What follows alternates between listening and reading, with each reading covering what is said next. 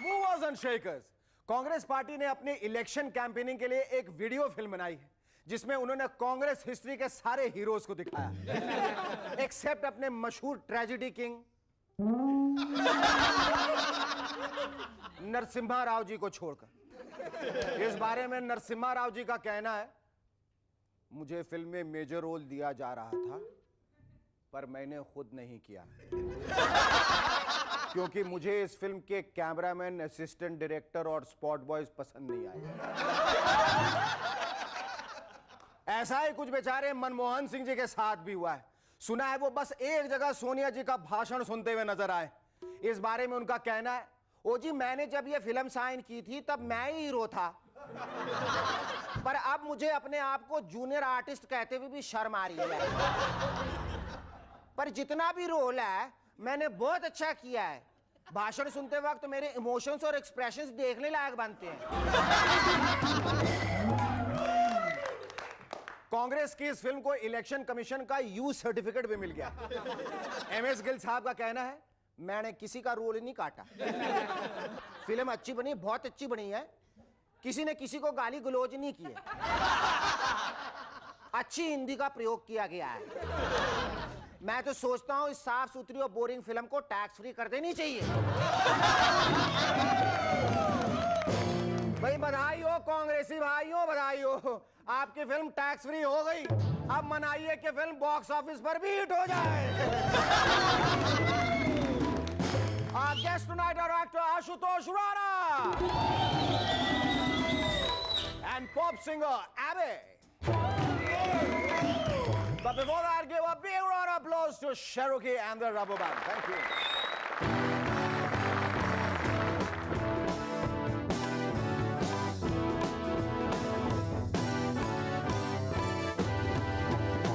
Hello, welcome back. Bill Clinton के secretary ने कहा है कि क्लिंटन साहब सिगार पीते नहीं बल्कि उसे चबा चबा के खा जाते हैं। यह खबर सुनते ही लालू जी ने तुरंत हिलरी जी को फोन मिलाया। बट कत्ता बार दर्जी को कहा कुर्ता का बात छोटा सिला करो, जब देखो फोन पे अटक जाता। हाँ हिलरी भौजाई, ये हम कहा सुन रहा हूँ हिलरी भौजाई कि बिल्लू भैया को कोई बहुत भयानक बीमारी हो गई है, आजकल सिगार से दतमन कर रहा है। भौजाई हम तो कहता हूं कि उनका इलाज अगर अमेरिका में ठीक से नहीं हो पा रहा है तो आप कहें तो हमरे आगरा के हॉस्पिटल में उनके लिए एक बेड बुक करवा दूं का? या फिर कांके में, या फिर बरेली? कब भौजाई बरेली कहाँ है? अरे वहीं जहां साधना अपना झुमका गिराई रही जब वो बहुत हुमच कर नाची थी। साधना कौन? अरे जिसका हेयर स्टाइल हम कॉपी किया हुआ हूं। हाँ भौजाई हमरा बाल भी साधना कोट है ना। ये साधना कोट है भाई। So sweet, so sweet. पिछले दिनों अटल जी ने हरियाणा में कहा, पता नहीं कांग्रेस को क्या हो गया है, जब देखो किसी ना किसी की सरकार गिराती रहती है। पहले चंद्रशेखर जी की गिराई, फिर देवेगौड़ा जी की गिराई, फिर गुजराल जी की गिराई और अंत में इन्हें कुछ नहीं मिला तो लेके मेरी ही सरकार गिराई।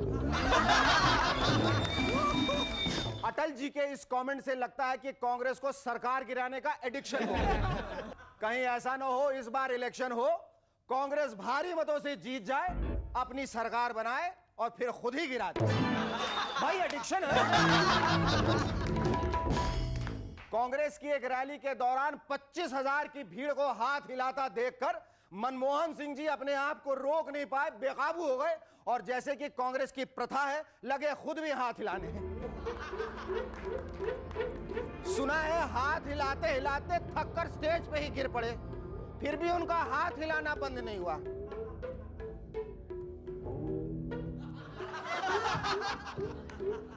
थोड़ी देर बाद एक कांग्रेस वर्कर ने कहा, वाह सर क्या कमिटमेंट है, गिरकर भी आप 10 मिनट से हाथ हिलाए जा रहे हैं। इस पर मनमोहन जी ने कहा, ओए मैं हाथ नहीं हिला रहा हूं सिली बॉय, चोट लगी इसलिए एम्बुलेंस बुला रहा हूं।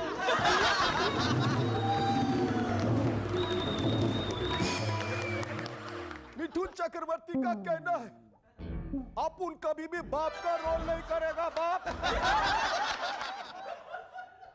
अपुन हीरोइच बन के आता है और हीरो बन के रहेगा क्या?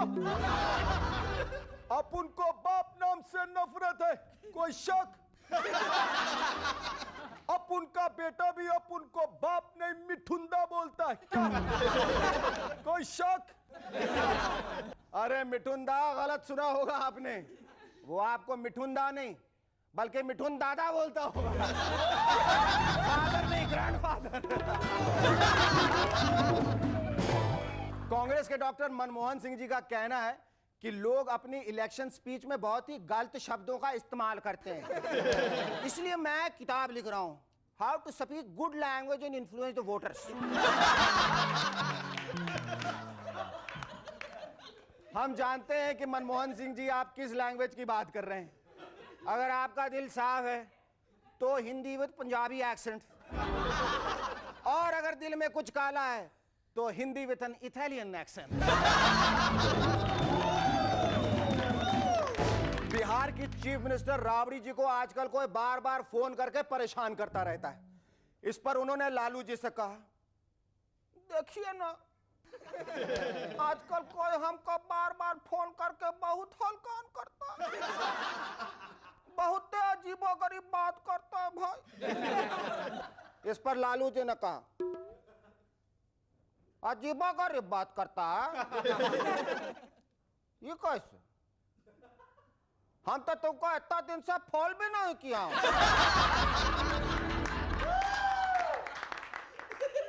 अरे कहीं ऐसा तो नहीं कि सचिनवा की तरह हमरा भी कोई डुप्लीकेट निकल आया? कोई पता करो भाई, इंक्वायरी बैठाओ।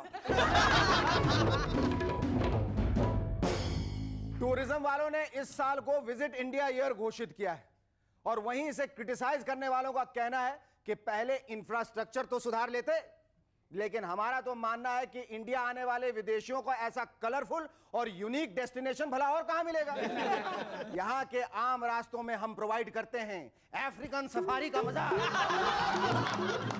जहां फ्री वॉक करती गाय भैंसों के अलावा हाथी और ऊंट तक देखे जा सकते हैं। होटलों में बिजली गायब रहने से रात घू घू करती मच्छरों की म्यूजिकल नाइट, और कमरों में छिपकली खटमल चूहों के साथ हम एक्सपीरियंस कराते हैं harmony with nature.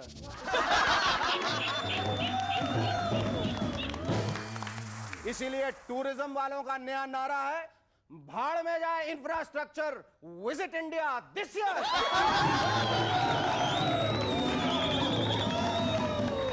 Our first guest on Movers and Shakers tonight is an actor who sincerely believes negative is positive. After a knockout performance in the award-winning film Dushman, he is currently winning accolades for his new film Sangharsh. Ladies and gentlemen, please welcome one of my dearest friends, Ashutosh Rana.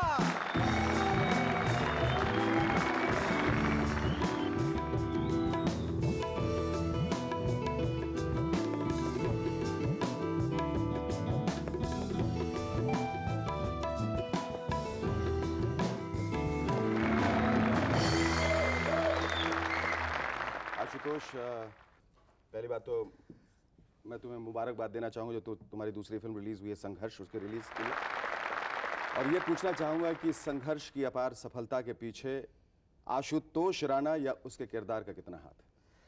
मुझे लगता है कि इसके पीछे, अगर मैं इसको ऐसे कहूँ कि किसी भी पापी को महेश ही पैदा करता है और उस पापी का अंत भी महेश ही करता है, तो ज़्यादा बेहतर होगा। महेश मतलब महेश भट्ट।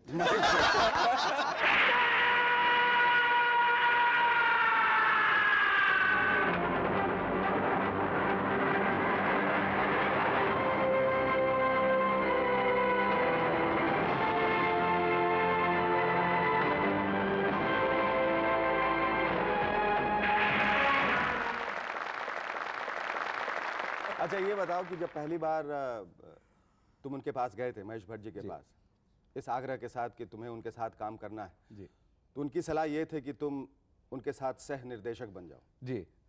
अब उनके लिए तुम्हारी क्या सलाह है? वो बस वो मेरे अलावा किसी और के बारे में ना सोचें और ऐसे ही पापियों को पैदा करते रहें और पापियों का अंत करते रहें और वो पापी ना हो। तुम्हें क्या लगता है संघर्ष फिल्म से, उसकी रिलीज के बाद तुम्हारा संघर्ष खत्म होने पे आया है, संघर्ष शुरू हुआ है, या अब भी तुम संघर्षरत हो? मैं अभी भी संघर्षरत ही हूं और मुझे लगता है कि हर एक्टर यहाँ पे संघर्षरत है। अगर आप इसको अगर मैं सफलता मान लेता हूं तो ये मेरी बेवकूफ़ी होगी और मेरी दृष्टि में सफलता ये नहीं है और शायद मुझे लगता है मैं ये नहीं चाहता जो मेरे पास है। सफलता भी मुझे दिखनी चालू हुई है और जो चीज़ दिख रही है मैं उसको एक्सप्रेस कर सकता हूँ। चूँकि एक्सप्रेस कर सकता हूँ इसलिए लोग समझते हैं कि वो मेरे पास है, जबकि वो मेरे पास है नहीं। उसे मैंने देखना चालू किया है और अगर मुझे उसे पाना है तो लगातार मुझे संघर्ष करना पड़ेगा। आशुतोष, ये बताइए कि अपनी पहली फिल्म से आपने हिंदुस्तान का जो डाक विभाग है वो बंद करवा दिया और अपनी दूसरी फिल्म से हिंदुस्तान के तमाम बच्चों को बीमार कर दिया। एक और चीज से तुम लोगों को डराते हो, अब वो है तुम्हारी हिंदी। ऐसा लोग मान सकते हैं कि मैं उनको आतंकित करता हूं, लेकिन मेरा अपना मानना यह है कि मेरा पेशा है या मेरी ज़रूरत है अपने आप को आपके सामने बहुत अच्छे से प्रस्तुत करना। बिल्कुल। और मैं प्रस्तुत तभी कर पाऊंगा जब मैं बहुत सहज हूँगा और सहज आप हमेशा होते हैं भाषा से। तो जिस भाषा में आप सहज हैं उस भाषा में आप अपने सामने लोगों को लेके आइए, आप देखेंगे कि लोग आपको समझ गए। अब ये लोग मानते रहें इस चीज़ को कि ये आतंक है या ये ऐसी चीज़ है, और मेरा अपना सोच है कि भाई जिसको जिसकी ज़रूरत है, अंग्रेजी है धन की भाषा, धनार्जन की भाषा, हिंदी या संस्कृत है ज्ञान की भाषा, ज्ञानार्जन की भाषा।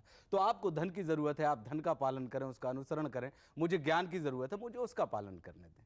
बिल्कुल तो बहुत ये सही। इसमें ऐसी कोई आतंकित या भयभीत मेरे होने की ख्याल बात में नहीं। बिल्कुल नहीं हो। मेरे ख्याल से जो किरदार तुम निभा रहे हो फिल्मों में, उसे तो बिल्कुल हथियार की जरूरत नहीं है। आशुतोष राणा वो कलाकार है जो सिर्फ अपनी हिंदी से दुश्मनों को मार सकता है। आशुतोष, हम एक छोटा सा ब्रेक लेंगे जिसके बाद हम ये जानना चाहेंगे कि क्या वजह है कि फिल्मों में अपार सफलता के बावजूद जब बहुत सारे लोगों का सर अहंकार और घमंड से घूम जाता है और वो टेलीविजन में काम करना तुच्छ समझते हैं, तुमने अब भी टेलीविजन का दामन नहीं छोड़ा है, तुम अब भी इस माध्यम में सक्रिय हो। Stay with us, we'll be back in a moment to chat some more with Ashutosh Rana.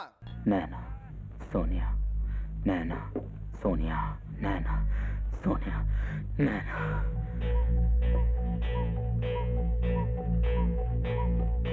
जो मिले सो अच्छा।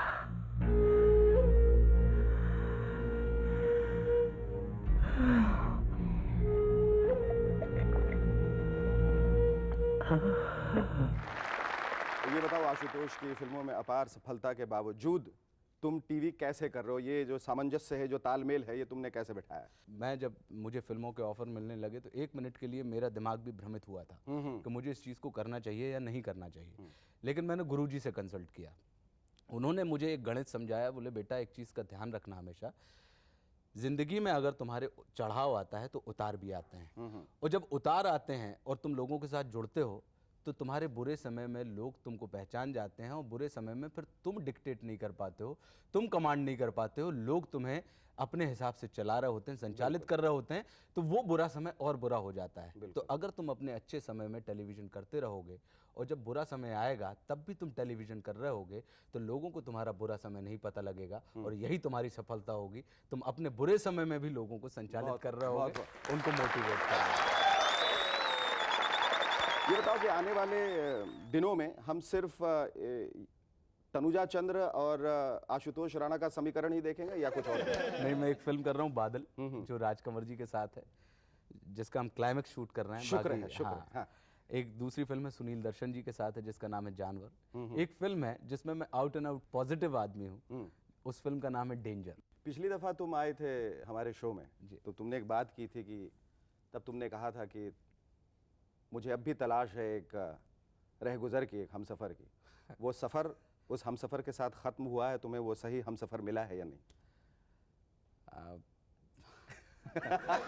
ये सोच रहा है कि उस सफ़र में तो कितने सारे हमसफ़र में किसका नाम लूँ? ऐसा कुछ नहीं अच्छा। सोच रहा हूँ।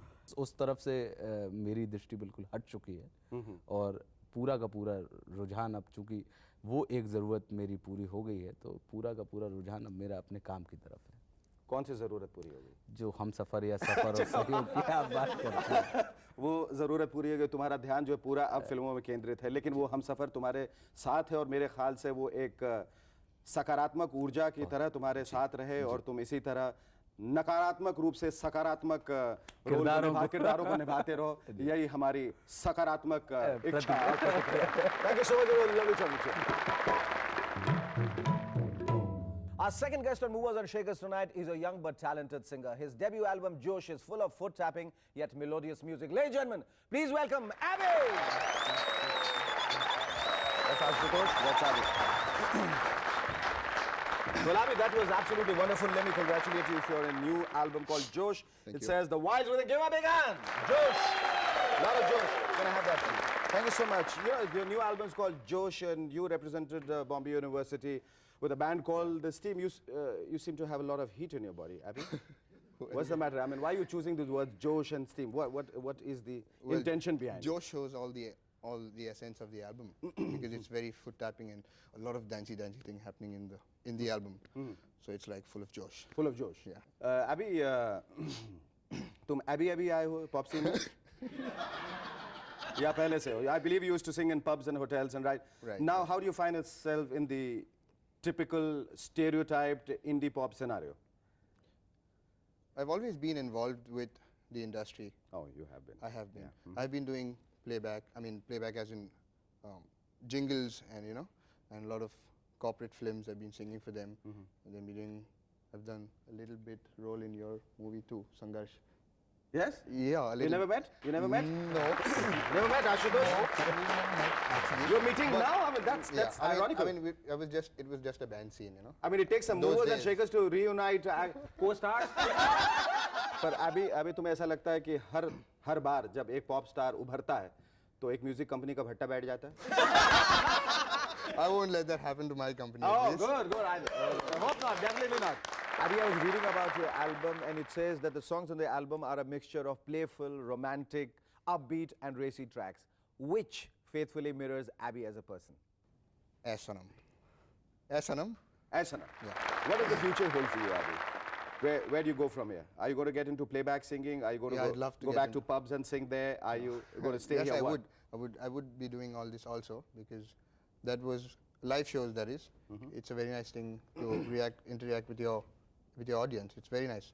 And playback singing, of course, I'd love to do playback singing. And what else would you want to do, Abby, in life? Nothing. I'd love to sing all my life. You would like to? Yeah. And love to sing all your life. Here's wishing you all the best. Thank you. Thank you so much. It was wonderful talking to you. Thank you.